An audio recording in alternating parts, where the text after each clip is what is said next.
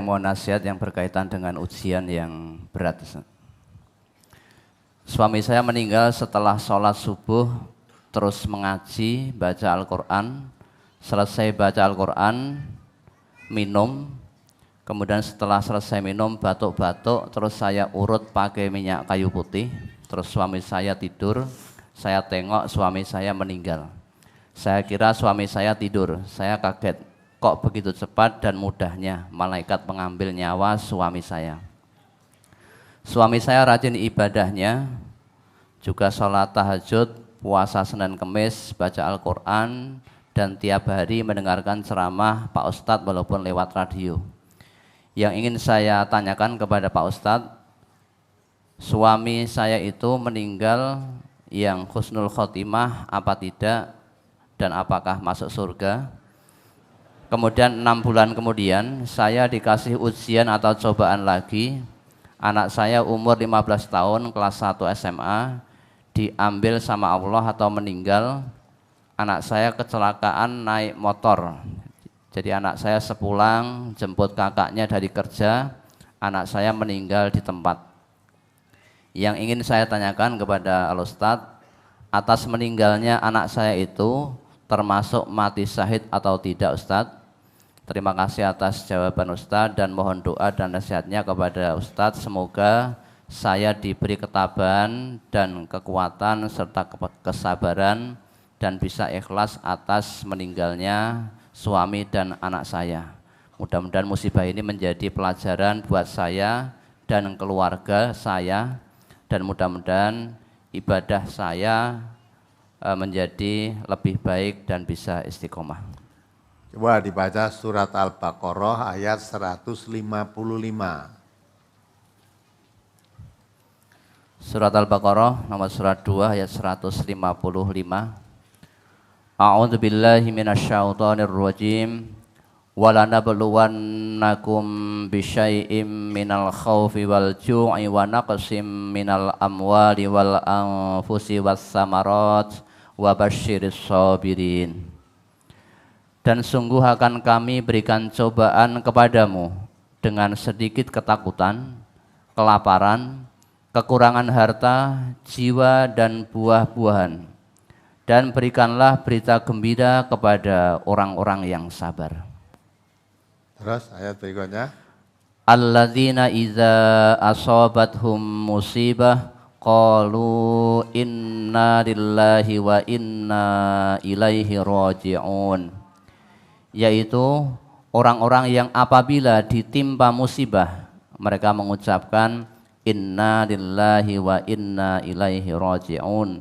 Sesungguhnya kami ini milik Allah dan sesungguhnya kami akan kembali kepadanya. Nah, itulah kiat-kiat untuk menghadapi musibah atau hal-hal yang tidak menyenangkan.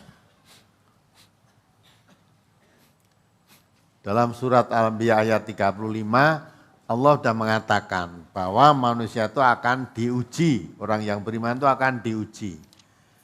Ujian itu ada bentuknya, ada dua, yang menyenangkan dan yang tidak menyenangkan. Ujian yang tidak menyenangkan seperti disebut dalam surat Al-Baqarah ayat 155 tadi, A'udzubillahi minasyaitonirrajim, walanabluwannakum bisyai'im minal khauf wal ju' wa naqsim minal amwali wal anfusi ya wassamarat wa basyiris sabirin. Sungguh Allah akan menguji kamu dengan al-khauf, sedikit rasa takut, rasa khawatir, wal ju'i dan kelaparan, wa naqsim minal amwal diuji dengan dikurangi hartanya, mungkin kebakaran, mungkin kecurian, mungkin banjiran dan sebagainya.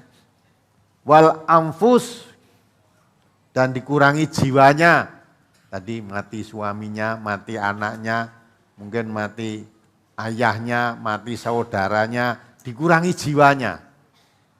Wasamarot dikurangi hasil panennya, tinggal memetik hasilnya panen, dah dijaga ke untuk nyaur utang apa-apa dilalas dipangan wereng ora sida panen. Atau besok tinggal memetik hasilnya kena banjir bandang ndak jadi panen. Ya, tinggal memetik hasilnya ya kena erupsi Gunung Raung.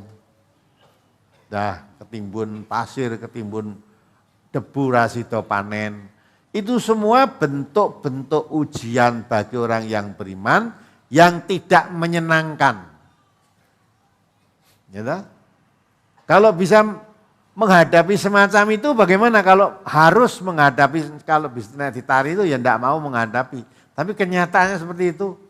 Apalagi tadi suaminya bar ngaji, ya, jaluk minum, bar minum, mau tidur bae bablas. Kalau itu bar ngaji, ya, di MTA ini baru saja hari Rebu yang lalu, mungkin bapak-bapak ya sudah kenal namanya Bapak Sarjiman, hari Kamis ya, Allahumma firlahu warhamhu.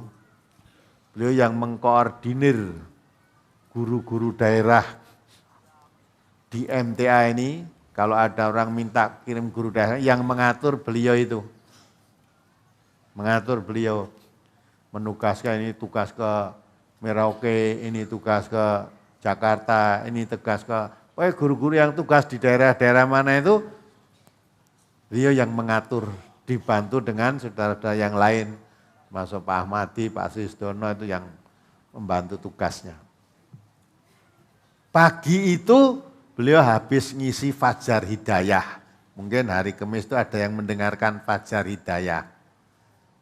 Ya, ada yang mendengarkan ya? Nanti yang ngisi Pak Sarjiman itu.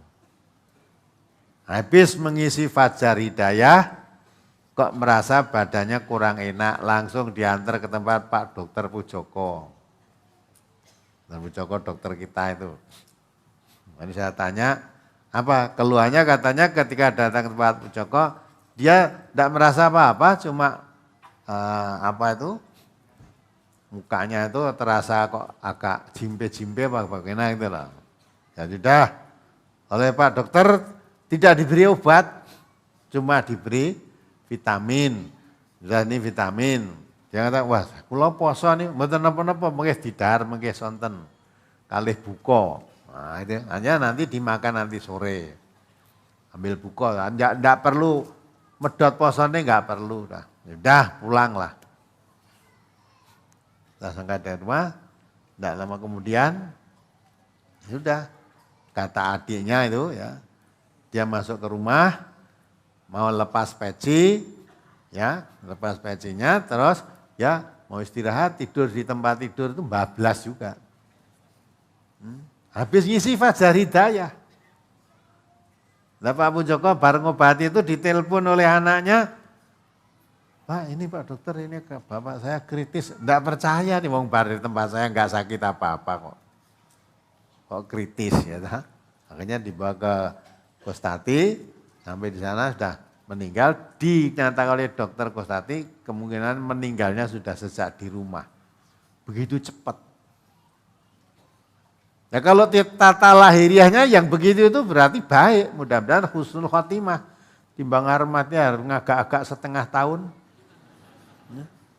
Wes baru setengah tahun ini saya urung iso, bukan wes sudah melerek-melerek, melerek-melerek.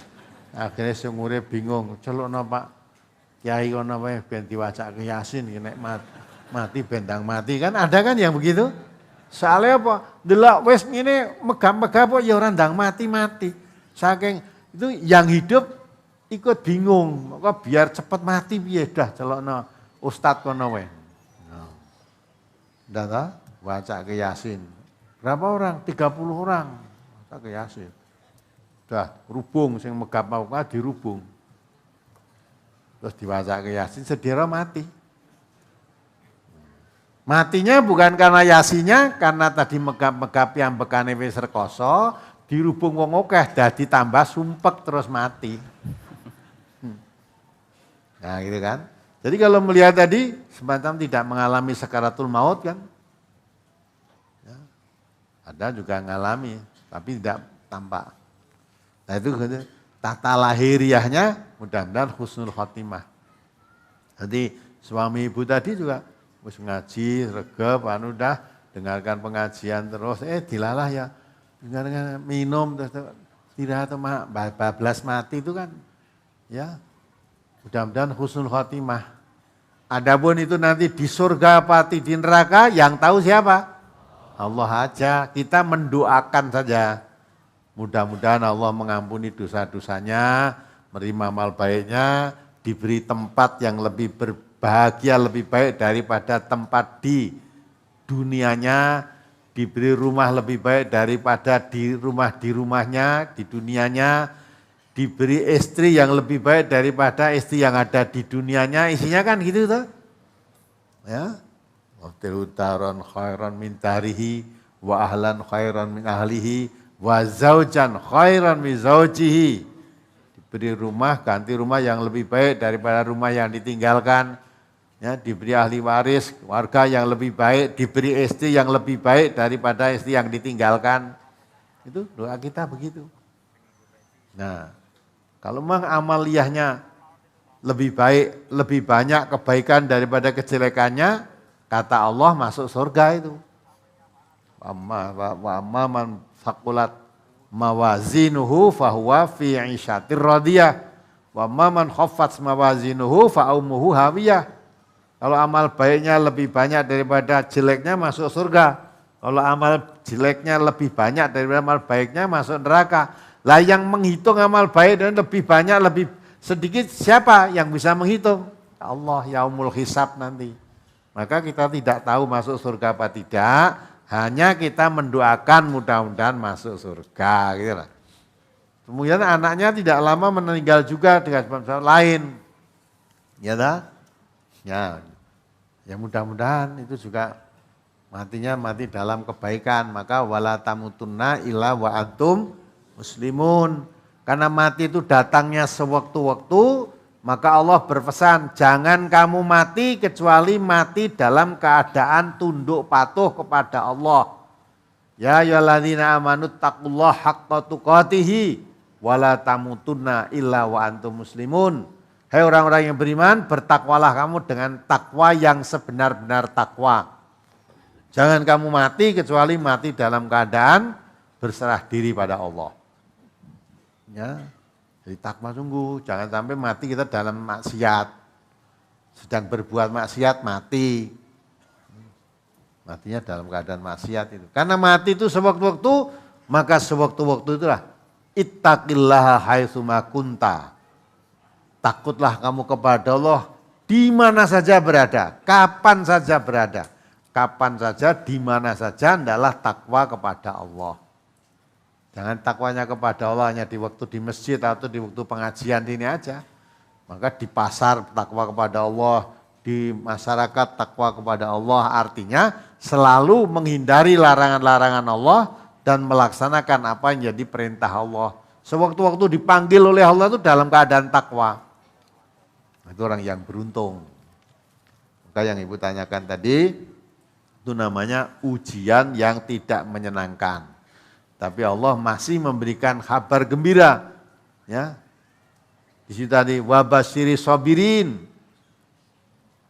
Kekhawatiran, kelaparan, dikurangi hartanya, dikurangi jiwanya, dikurangi hasil panennya. Itu serba tidak menyenangkan. Tapi beri kabar gembira orang yang sabar. Wabasyiri sabirin. Siapa orang yang sabar itu? Alladzina idza asabathum musibah qalu innalillahi wa inna ilaihi raji'un. Orang yang sabar itu ialah orang yang menyadari sepenuhnya, meyakini sepenuhnya bahwa kita semua itu milik Allah. Maka kembali pada Allah. Jadi suami saya tadi kembali pada Allah, anak saya kembali pada Allah.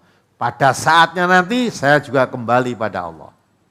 Ya, kalau sudah begitu ya ikhlas atau tidak ikhlas harus ikhlas. Mau tidak ikhlas mau bagaimana nek tidak ikhlas. Ya sudah, maka kalau itu lepas didoakan setiap saat. Tidak usah nunggu 40 harinya, tidak usah nunggu 100 harinya, setiap saat didoakan. Dimohonkan ampun kepada Allah. Ya mudah-mudahan bisa dipahami. Apalagi? Ya, cukup Ustaz. Ya, dan tidak ada lagi yang ditentangkan. Kalau tidak kita jawab pertanyaan minggu yang lalu.